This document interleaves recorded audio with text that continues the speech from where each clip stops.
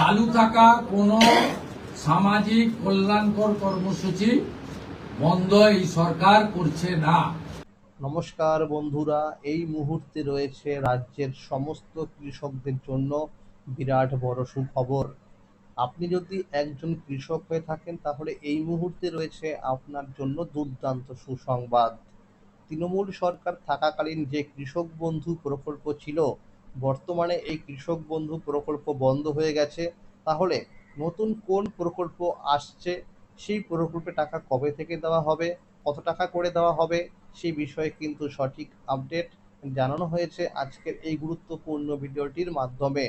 মনে রাখবেন, যে সমস্ত উপভোক্তারা টাকা পেয়ে আসছিলেন তাদের নাম যদি এসআইআর এ বাদ দেওয়া হয় তাহলে কিন্তু তাদের আর টাকা দেওয়া হবে না, এরকমটা কিন্তু জানিয়েছেন মুখ্যমন্ত্রী শুভেন্দু অধিকারী। তাহলে বন্ধুরা, সমস্ত বিষয়টা জেনে নিন আজকের এই গুরুত্বপূর্ণ ভিডিওটির মাধ্যমে। তাই বন্ধুরা, ভিডিওটি সম্পূর্ণ দেখার জন্য অনুরোধ রইল। তাহলে বন্ধুরা, সময় নষ্ট না করে এবার দেখে নেওয়া যাক কি বলা হয়েছে আজকের এই রিপোর্টে। মুখ্যমন্ত্রীর বড় ঘোষণা, কৃষক বন্ধু প্রকল্প বন্ধ হবে না। পশ্চিমবঙ্গে নতুন সরকার গঠন হয়েছে, অর্থাৎ বিজেপি সরকার ক্ষমতায় এসেছে। নতুন মুখ্যমন্ত্রী হিসাবে দায়িত্ব নিয়েছেন শুভেন্দু অধিকারী। আর এরপর থেকে কৃষকদের মধ্যে বড় প্রশ্ন ছিল, তৃণমূল সরকারের সময় চালু থাকা কৃষক বন্ধু প্রকল্প কি বন্ধ হয়ে যাবে, নাকি নতুন কোনো প্রকল্প চালু হবে। অবশেষে সেই জল্পনার অবসান হলো। তৃণমূল সরকারের আমলে চালু হওয়া কৃষক বন্ধু প্রকল্প রাজ্যের কৃষকদের কাছে অত্যন্ত জনপ্রিয় ছিল। এই প্রকল্পের মাধ্যমে জমির পরিমাণ অনুযায়ী বছরে 4,000 টাকা থেকে 10,000 টাকা পর্যন্ত আর্থিক সহায়তা দেওয়া হতো। পাশাপাশি বাংলা শস্য বীমা প্রকল্পের সুবিধাও পেতেন বহু কৃষক। গতকাল সোমবার 11ই মে মুখ্যমন্ত্রী শুভেন্দু অধিকারী তার মন্ত্রিসভাকে নিয়ে একটি গুরুত্বপূর্ণ বৈঠক করেন। সেই বৈঠকে জানান, আগের সরকারের কোনো সামাজিক প্রকল্প বন্ধ করা হবে না। যেভাবে প্রকল্পগুলি চলছিল সেভাবেই চালু থাকবে। অর্থাৎ কৃষক বন্ধু প্রকল্প সহ সমস্ত প্রকল্প আপাতত চালু থাকছে বলেই সূত্রের খবর। প্রধানমন্ত্রী জন আরোগ্য যোজনা, প্রধানমন্ত্রী কৃষক বীমা যোজনা, পিএম শ্রী যোজনা, বিশ্বকর্মা যোজনা, বেটি বাঁচাও বেটি পড়াও, উজ্জ্বলা যোজনা সহ একাধিক কেন্দ্রীয় প্রকল্পে রাজ্যকে সক্রিয়ভাবে যুক্ত করার প্রক্রিয়া শুরু হয়েছে। তবে বৈঠকে মুখ্যমন্ত্রী আরও স্পষ্ট করে জানান, যেসব উপভোক্তা আগে প্রকল্পের সুবিধা পেতেন কিন্তু বর্তমানে মারা গেছেন, তাদের অ্যাকাউন্টে আর টাকা পাঠানো হবে না। শুধুমাত্র সক্রিয় ও যোগ্য উপভোক্তারাই সুবিধা পাবেন। এদিকে সূত্র মারফত আরও জানা যাচ্ছে, কৃষক বন্ধু প্রকল্পের আর্থিক সহায়তার পরিমাণ বাড়ানো হতে পারে।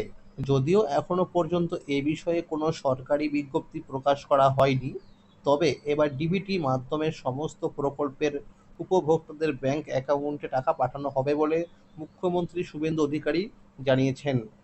তো বন্ধুরা, আপনারা সকলে জানেন যে কেন্দ্রীয় সরকারের কিন্তু সমস্ত প্রকল্পের টাকাই কিন্তু ডিবিটি পদ্ধতির মাধ্যমে দেওয়া হয়। তাই আমাদের রাজ্যও কিন্তু ডিবিটির মাধ্যমে সমস্ত উপভোক্তাদের অ্যাকাউন্টে টাকা দেওয়া হবে। মুখ্যমন্ত্রীর ঘোষণা অনুযায়ী 1 জুন থেকে সরকারি বিভিন্ন প্রকল্পে টাকা দেওয়া শুরু হবে। একই সঙ্গে ওই দিন থেকেই সরকারি বাসে মহিলাদের জন্য সম্পূর্ণ বিনামূল্যে যাত্রার ব্যবস্থাও কার্যকর করতে চলেছে রাজ্য সরকার। সোমবার নবান্নে মন্ত্রিসভার প্রথম বৈঠকের পর মুখ্যমন্ত্রী শুভেন্দু অধিকারীর নেতৃত্বাধীন সরকার এই ঘোষণা করে।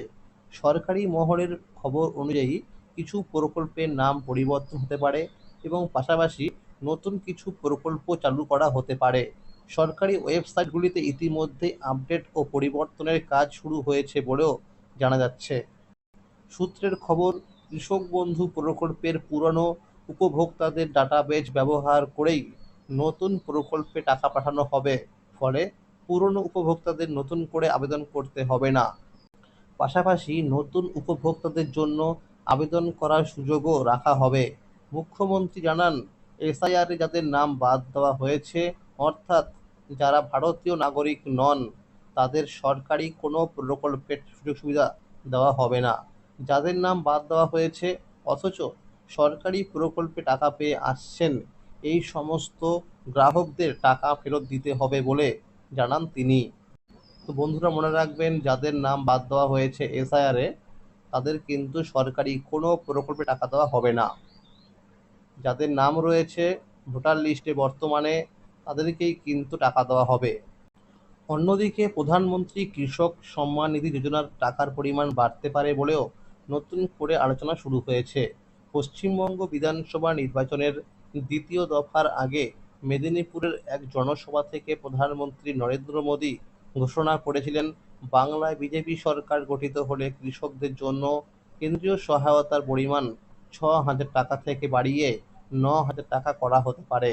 বর্তমানে প্রধানমন্ত্রী কৃষক সম্মান নিধি যোজনার আওতায় কৃষকেরা বছরে 6,000 টাকা পান, যা 3টি কিস্তিতে সরাসরি কৃষকদের ব্যাংক অ্যাকাউন্টে পাঠানো হয়। প্রধানমন্ত্রী সেই সভায় ডবল ইঞ্জিন সরকারের কথা উল্লেখ করে বলেন, কেন্দ্র ও রাজ্য একসঙ্গে কাজ করলে কৃষকেরা আরও বেশি সুবিধা পাবেন এবং মধ্যস্বত্বভোগীদের দৌরাত্ম্য অনেকটাই কমবে। পাশাপাশি কৃষকদের ফসলের ন্যায্য দাম নিশ্চিত করার দিকেও জোর দেওয়া হবে বলে দাবি করা হয়েছে। সূত্রের খবর, কৃষক বন্ধু এবং পিএম কিষাণ এবং বাংলা শস্য বীমা প্রকল্পের আর্থিক সহায়তা কৃষকরা পাবে। এখন সবচেয়ে বেশি আলোচনা হচ্ছে মহারাষ্ট্র মডেল নিয়ে।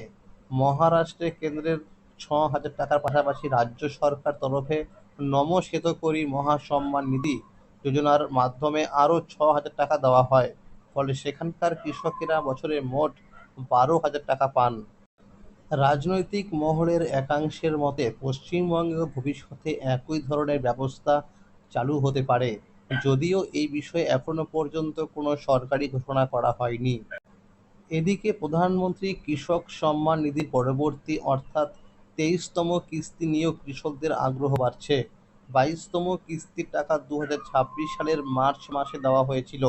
সেই হিসেবে মনে করা হচ্ছে 23তম কিস্তির টাকা জুন মাসের শেষ অথবা জুলাই মাসের শুরুতে কৃষকদের ব্যাংক অ্যাকাউন্টে জমা হতে পারে। তবে সরকার ইতিমধ্যে জানিয়েছে, যেসব কৃষক ফার্মার রেজিস্ট্রি সম্পূর্ণ করেননি অথবা যাদের কেওয়াইসি সক্রিয় নেই তাদের কিস্তির টাকা আটকে যেতে পারে। এছাড়া ব্যাংক অ্যাকাউন্টের সঙ্গে আধার লিঙ্ক করা থাকে না, তাহলেও সমস্যায় পড়তে হতে পারে। নিয়ম অনুযায়ী একটি পরিবারে শুধুমাত্র একজন সদস্যই প্রধানমন্ত্রী কৃষক যোজনার সুবিধা পেতে পারেন। তাই আবেদনকারীদের সমস্ত তথ্য সঠিকভাবে আপডেট রাখা অত্যন্ত জরুরি। উপভোক্তারা চাইলে বাড়িতে বসেই নিজেদের স্ট্যাটাস চেক করতে পারবেন। এর জন্য অফিসিয়াল ওয়েবসাইটে গিয়ে ফার্মার্স কর্নার থেকে বেনিফিশিয়ারি স্ট্যাটাস অপশানে ক্লিক করতে হবে। এরপর রেজিস্ট্রেশন নম্বর অথবা মোবাইল নম্বর দিয়ে তথ্য দেখা যাবে। কৃষকদের মধ্যে এখন একটাই প্রশ্ন, নতুন সরকারের পুরনো প্রকল্পগুলি চালু রাখার পাশাপাশি আরও বেশি আর্থিক সহায়তা দেবে। এখন সরকারি বিজ্ঞপ্তির অপেক্ষায় রয়েছেন রাজ্যের লক্ষ লক্ষ কৃষক। তাহলে বন্ধুরা, বুঝতেই পারলেন যে কৃষকদের জন্য যে প্রকল্প, সেই প্রকল্পে টাকা কবে থেকে দেওয়া হবে। এইরকম আরও নতুন নতুন আপডেট সবার আগে পেতে হলে চ্যানেলটিকে অবশ্যই মনে করে সাবস্ক্রাইব করে রাখুন এবং সকলের কাছে শেয়ার করে দিন। আর যদি ভিডিওটি ভালো লেগে থাকে অবশ্যই একটি লাইক করে দেবেন।